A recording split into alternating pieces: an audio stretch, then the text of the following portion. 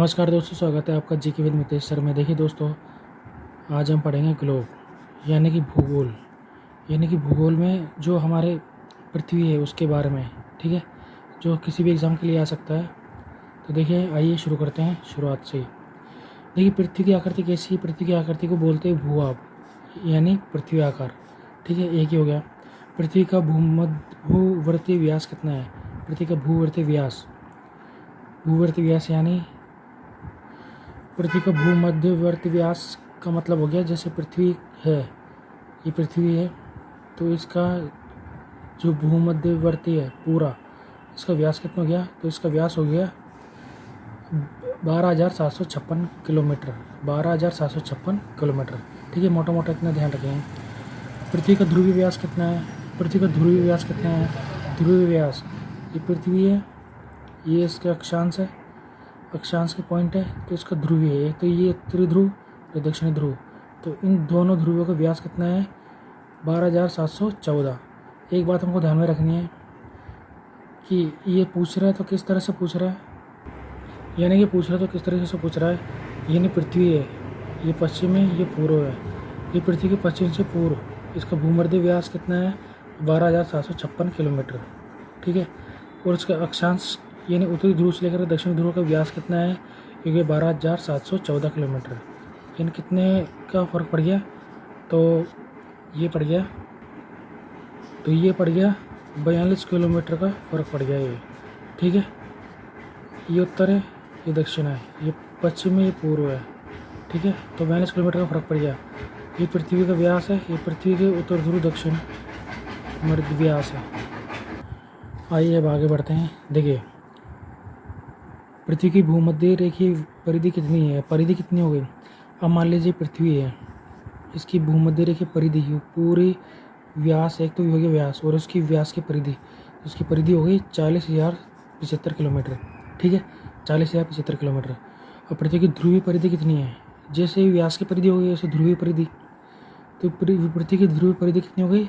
40,008 kilometre. 40,008 kilometre. हमको ध्यान में रखना है कि पृथ्वी की व्यास, पृथ्वी की उत्तरी और दक्षिणी अक्षांश से, यानी कि ये 90 डिग्री और ये 90 डिग्री से ज़्यादा है पृथ्वी का व्यास, ठीक है। ये ध्यान में रखना है। पृथ्वी की भूआभीय आकार का पता सर्वप्रथम किसने लगाया? जॉन रिचर्ड फ्रांस ने, ठीक है। पृथ्वी का अक्ष अपने ठीक है, एक ही है। पृथ्वी का अक्ष अपने परिक्रमण स्थल से कितना कोण बनाता है? 66.5 डिग्री का। देखिए, ये मान लीजिए पृथ्वी है, ठीक है। पृथ्वी सूर्य की कक्षा में ऐसे घूमती है, ये सूर्य कक्षा में घूमती है, और 23.5 डिग्री झुकी हुई है, ठीक है। वैसे तो ये तो 23.5 डिग्री झुकी हुई, इस तरह से झुकी हुई है। तो यहाँ से जिस कक्षा से ये कोण बनाती है, ये सूर्य है, सूर्य के चारों तरफ पृथ्वी घूमती है, तो इस कोण से, जिस कक्षा से ये 23.5 डिग्री का कोण बनाती है, तो ये वाला कोण कितना बैठ गया? ये वाला कोण बैठ गया 66.5 डिग्री। 66.5 डिग्री, ठीक है। 90 डिग्री उत्तरी अक्षांश रेखा कहाँ पर खींची गई है? ये उत्तरी ध्रुव पर खींची गई है। और 23.5 डिग्री उत्तरी अक्षांश खींची गई रेखा का क्या कहलाती है? कर्क रेखा कहलाती है, ठीक है। ये पृथ्वी है, ये 90 डिग्री हो गई, ये पॉइंट बिंदु है। अक्षांश ऐसे ऐसे होते हैं अक्षांश, ये पॉइंट है, ये 90 डिग्री हो गया, ये पॉइंट है, ये 90 डिग्री हो गया। अभी बोल रहा है कर्क रेखा कहाँ है, ठीक है। यानी कि ये पूछ रहा है कि 23.5 डिग्री उत्तरी अक्षांश खींची गई रेखा क्या कहलाती है? ये कहलाती है कर्क रेखा, ठीक है। 23.5 डिग्री उत्तरी अक्षांश पर खींची गई रेखा कर्क रेखा कहलाती है। एक है 66.5 डिग्री उत्तरी अक्षांश रेखा किसका निर्माण करती है? आर्कटिक वृत्त का निर्माण करती है। 66.5 डिग्री उत्तरी अक्षांश रेखा आर्कटिक वृत्त का निर्माण करती है। और 90 डिग्री दक्षिणी अक्षांश रेखा कहाँ पर विद्यमान है? दक्षिण ध्रुव पर विद्यमान है। ये 66.5 डिग्री उत्तरी अक्षांश रेखा किसका निर्माण करती है? तो ये किसका निर्माण करती है? ये पृथ्वी है, ये विषुवत रेखा है, ये कर्क रेखा है, ये 66.5 डिग्री अक्षांश रेखा, ठीक है। तो ये आर्कटिक वृत्त का निर्माण करती है। ये आर्कटिक वृत्त हो गया, आर्कटिक वृत्त, ठीक है। इसी तरह विषुवत रेखा है, ये मकर रेखा है, ये अंटार्कटिक व्रत रेखा है, तो ये अंटार्कटिक व्रत, ठीक है। 90 डिग्री अक्षांश रेखा कहाँ पर विद्यमान है? ये दक्षिण ध्रुव पर विद्यमान है। एक हो गया 23.5 डिग्री दक्षिण अक्षांश रेखा, क्या कहलाती है? मकर रेखा कहलाती है। 66.5 डिग्री दक्षिण अक्षांश रेखा क्या कहलाती है? अंटार्कटिक व्रत कहलाती है। देखिए मैं बताता हूँ आपको। मान लीजिए पृथ्वी है, ये पृथ्वी है, पृथ्वी है, ये मान लीजिए पृथ्वी है, ठीक है, ये पृथ्वी है। तो इस पृथ्वी में ये बीच में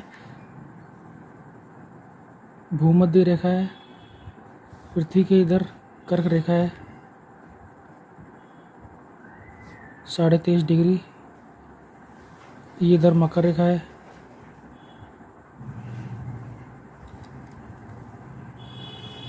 23.5 डिग्री, ये भी 23.5 डिग्री।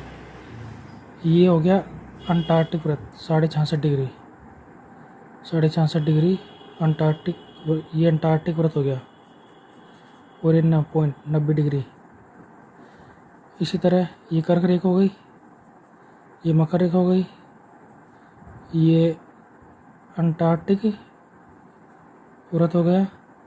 और एक मकर, जैसे मकर रेखा के इधर है तो कर्क रेखा के भी इधर ये आर्कटिक व्रत हो गया, आर्कटिक व्रत 66.5 डिग्री और ये 90 डिग्री, ठीक है। तो जैसे अंटार्कटिक व्रत हो गया तो इसे आर्कटिक व्रत हो गया, ये ऐसे हो गया। फटाफट से सवालों को पकड़ेंगे। देखिए उत्तरी गोलार्ध में क्या अधिक है? उत्तरी गोलार्ध में स्थल भाग अधिक है, ठीक है। कुल अक्षांश कितने? 181 है। और कुल व्रत कितने हैं? कुल अक्षांश कितने हैं? 181। और कुल व्रत कितने हैं? 179। देखिए कुल अक्षांश, मान लीजिए ये पृथ्वी है तो इसमें कितने अक्षांश होंगे? ये भूमध्य रेखा एक ये हो गया, ठीक है, तो एक अक्षांश तो ये हो गया, बाकी 90 इधर हो गए, 90 इधर हो गए, ठीक है, 90 इधर हो गए, 90 इधर हो गए, तो कितने हो गए? 180 तो ऐसे हो गए और एक ही हो गया तो 181, तो 181 अक्षांश ये हो गया, ठीक है, को 181 अक्षांश ये हो गया। लेकिन जो देशांतर है वो देशांतर में देखिए 0 डिग्री ये हो गया, 0 डिग्री ये हो गया, ठीक है। और बाकी के 90 देशांतर तो ये और 90 देशांतर ये, लेकिन 90 देशांतर की जगह ये हम गिनेंगे 89 देशांतर, ठीक है, क्योंकि दोनों देशांतर एक ही है, बाकी के 90 की ये और बाकी के 90 की ये, दोनों का देशांतर एक ही है। यानी कि अंतर्राष्ट्रीय तिथि रेखा जिसको बोलते हैं इस तरह से आती है, अंतर्राष्ट्रीय तिथि रेखा, ठीक है, अंतर्राष्ट्रीय तिथि रेखा, तो वो एक ही है, ठीक है।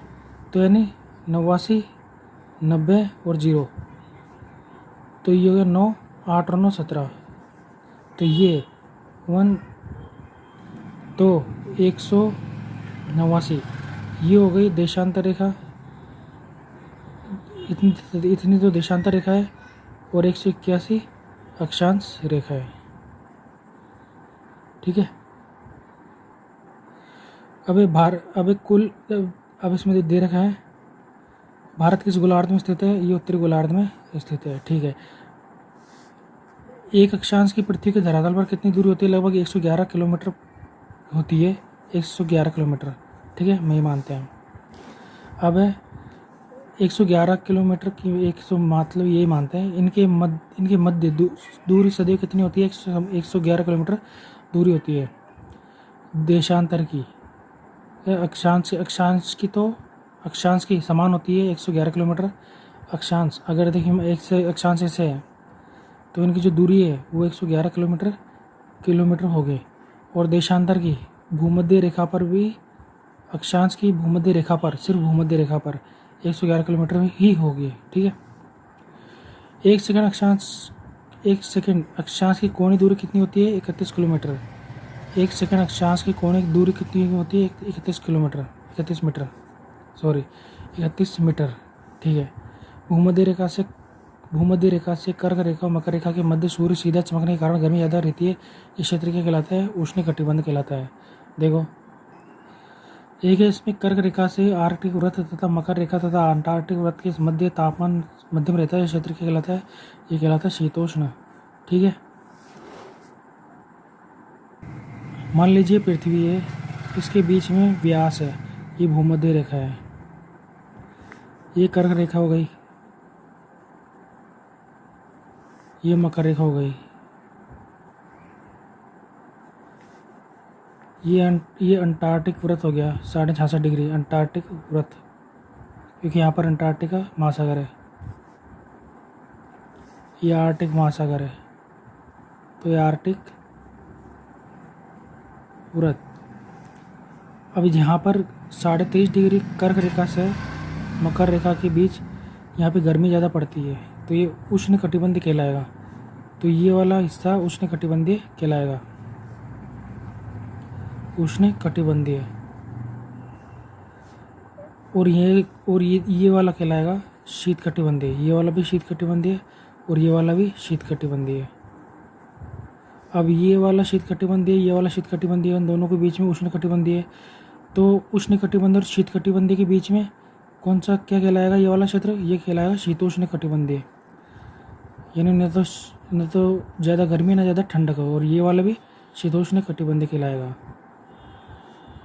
स्थिति वही है 23.5 डिग्री से 66.5 डिग्री के मध्य, 23.5 डिग्री से 66.5 डिग्री के मध्य। ठीक है, ये वाला। तो वापस देखिए सवालों को। भूमध्य रेखा से कर्क रेखा और मकर रेखा के मध्य सूर्य सीधा चमकने के कारण गर्मी ज़्यादा रहती है। जहाँ पे गर्मी ज़्यादा रहती है वो क्षेत्र क्या कहलाता है? उष्णकटिबंधीय कहलाता है। ठीक है, एक है कर्क रेखा से आर्कटिक वृत्त, ये भूमध्य रेखा है, ये कर्क रेखा है। कर्क रेखा से आर्कटिक वृत्त यहाँ से लेकर के ये वाला, तथा मकर रेखा से अंटार्कटिक वृत्त के मध्य तापमान रहता है। ये मकर रेखा, ये अंटार्कटिक वृत्त। तो ये वाला कौन सा क्या कहलाता है? जो गर्मी और सर्दी के बीच में, तो ये वाला क्षेत्र क्या कहलाता है? ये वाला कहलाता है शीतोष्णकटिबंधीय। उपोष्णकटिबंधीय की बात है, शीतोष्णकटिबंधीय उपोष्णकटिबंधीय। ठीक है, अब देखिए, अब इसमें दे रखा है आर्कटिक वृत्त तथा उत्तरी ध्रुव, अंटार्कटिक वृत्त से आर्कटिक वृत्त तथा उत्तरी ध्रुव और अंटार्कटिक वृत्त से दक्षिणी ध्रुव के बीच स्थान अत्यधिक ठंडे रहते हैं। इसे कौन सा क्षेत्र कहलाता है? मैंने आपको बताया था पृथ्वी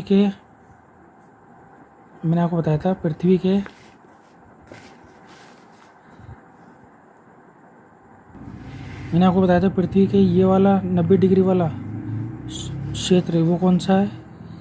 और ये वाला 90 डिग्री वाला कौन सा है? ये शीतकटिबंधीय है। शीतकटिबंधीय इसी को बोल रहा है ये। ठीक है, तो आर्कटिक वृत्त उत्तरी ध्रुव, अंटार्कटिक वृत्त से दक्षिणी ध्रुव के बीच स्थान अत्यधिक ठंडे रहते हैं। यह क्षेत्र शीतकटिबंधीय कहलाता है। देशांतर स्थान का विस्तार बताते हैं, जबकि देशांतर रेखाएं इसलिए प्रयोग की जाती है समय ज्ञात करने के लिए। देशांतर स्थान का विस्तार बताते हैं, जबकि देशांतर रेखाएं समय ज्ञात करने के लिए मालूम की जाती है। ठीक है, देशांतर रेखाएं ध्रुव को मिलाते हुए किस रूप से खींची जाती है? अर्धवर्ताकार रूप में खींची जाती है, अर्धवर्ताकार रूप में। जैसे मान लीजिए ये पृथ्वी है, तो ये अर्धवर्ताकार रूप में ऐसे खींची जाएगी। ये देशांतर रेखा है, ये 0 डिग्री देशांतर रेखा है। ठीक है, एक है प्रति 24 घंटे में 360 डिग्री घूम जाती है और 1 मिनट में 15 डिग्री घूम जाती है। ठीक है, अतः हम कह सकते हैं 4 मिनट में पृथ्वी कितना घूमती है? वो 1 डिग्री घूमती है। ठीक है, बिल्कुल सही है। देशांतरों का प्रमुख कार्य क्या होता है? ग्रीनविच मीन टाइम के सापेक्ष स्थानीय मानक समय LST ज्ञात करना। ठीक है, किसी देश से गुजरने वाली देशांतर रेखा के आधार पर वहाँ का मानक समय निर्धारित किया जाता है। रूस और अमेरिका में कितने मानक समय है? 9.9 मानक समय है। ठीक है, भारत का मानक समय IST इंडियन स्टैंडर्ड टाइम है, जो 82.5 डिग्री पूर्वी देशांतर है। ये कहाँ पर है? उत्तर प्रदेश में प्रयागराज में मिर्ज़ापुर के पास नैनी नामक स्थान से तय किया जाता है। ये ग्रीनविच रेखा से कितना आगे है? 5 घंटे, साढ़े पाँच घंटे आगे है। यानी कि देखो यानी कि इस तरह से है, ये भारत है, मान लीजिए ये भारत है,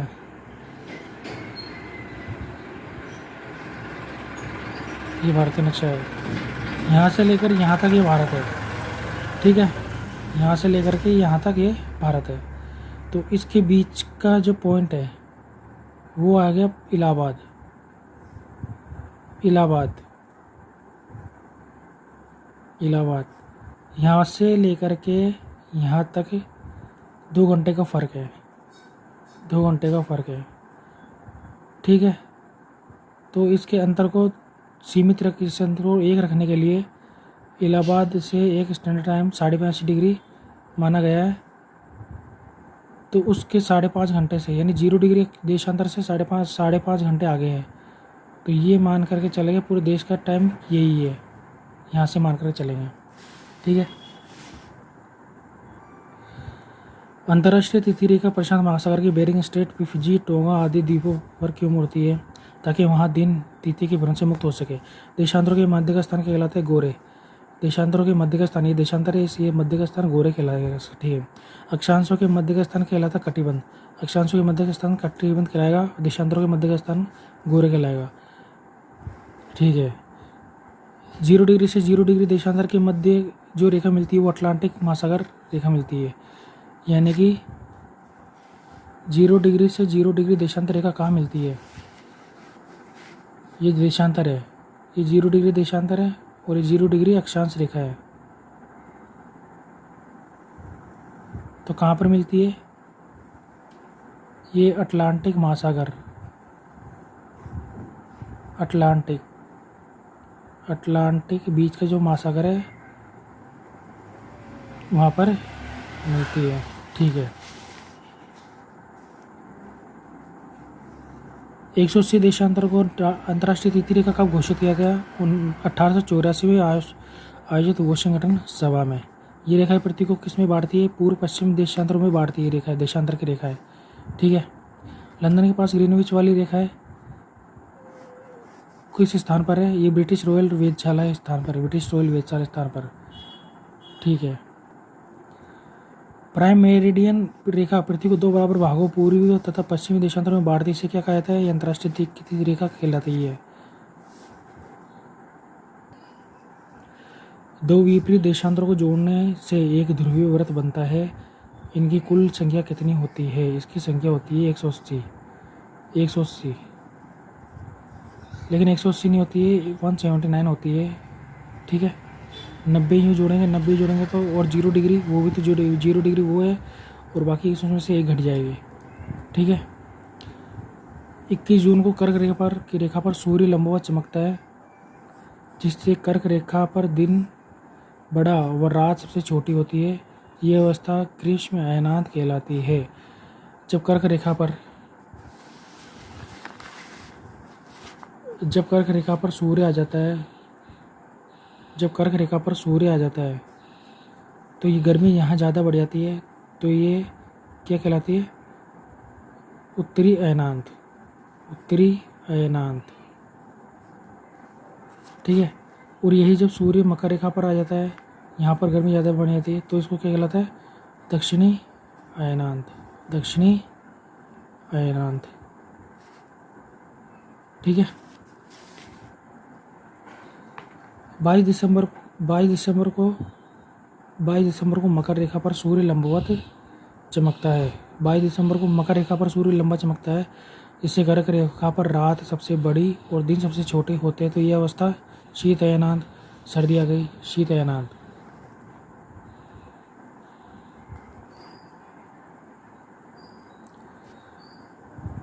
इक्कीस मार्च और 23 सितंबर को सूर्य विषुवत रेखा पर सीधा चमकता है, इससे पूरी धरती पर दिन रात बराबर होते हैं। 21 मार्च को बसंत विषु और 23 सितंबर को क्या कहा जाता है? इसको शरद विषु कहा जाता है। यानी 21 मार्च और 23 सितंबर को दिन बराबर होता है।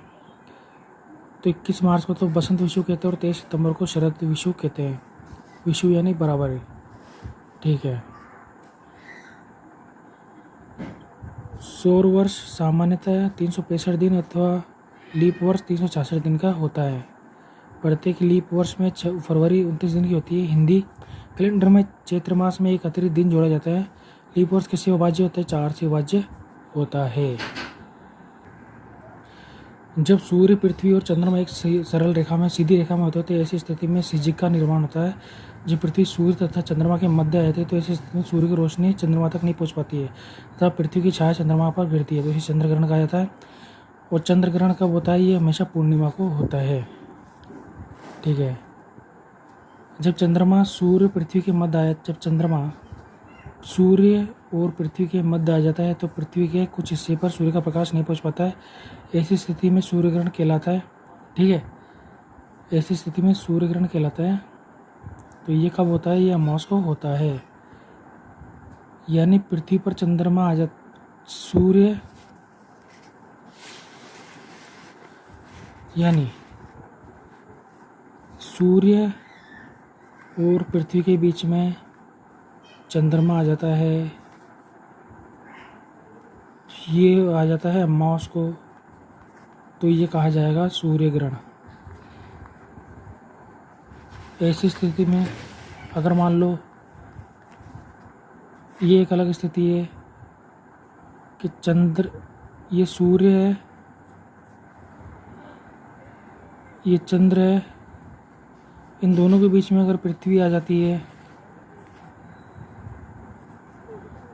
तो सूर्य का प्रकाश से पृथ्वी की छाया पड़ती है चंद्रमा पर, तो ये होता है पूर्णिमा को, और ये होता है चंद्रग्रहण।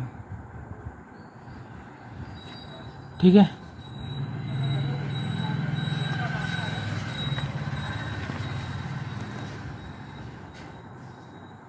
पृथ्वी अपने अक्ष पर पश्चिम से पूर्व दिशा में किस गति से घूमती है? तो ये 1610 किलोमीटर प्रति घंटा की दर से घूमती है। पृथ्वी अपने अक्ष पर पश्चिम से पूर्व दिशा में किस गति से घूमती है? यानी 1 मिनट में ये घूम लेती है, 111 किलोमीटर घूमती है, तो 1 घंटे में 1610 किलोमीटर घूमती है। पृथ्वी की किस गति से दिन और रात बराबर होता है? घूर्णन गति से। और पृथ्वी सूर्य के चारों तरफ एक अंडाकार गति में चक्कर लगाती है। इसके लिए 365 दिन 5 घंटे 54 मिनट का समय लगता है। इसे परिक्रमण या वार्षिक गति कहते हैं। इससे क्या होता है? इससे ऋतु बदलती है, वर्ष परिवर्तन होता है। ग्रीनविच से गुजरने वाली 180 डिग्री में देशांतर रेखा क्या कहलाती है? वो प्राइम मेरिडियन रेखा कहलाती है। पृथ्वी पर ऋतु परिवर्तन और वर्ष परिवर्तन होते हैं। ग्रीनविच रेखा से गुजरने वाली 180 डिग्री देशांतर रेखा क्या कहलाती है? प्राइम मेरिडियन कहलाती है। प्राइम मेरिडियन रेखा 180 डिग्री देशांतर रेखा कहलाती है। तो दोस्तों ये हो गया हमारे कुछ जो खास क्वेश्चन है 1 लाइनर के। ठीक है। मिलेंगे अगली वीडियो में। कैसे लगे आपको बताइएगा जरूर। मिलेंगे अगली वीडियो में। तब तक के लिए धन्यवाद। जय हिंद, जय भारत।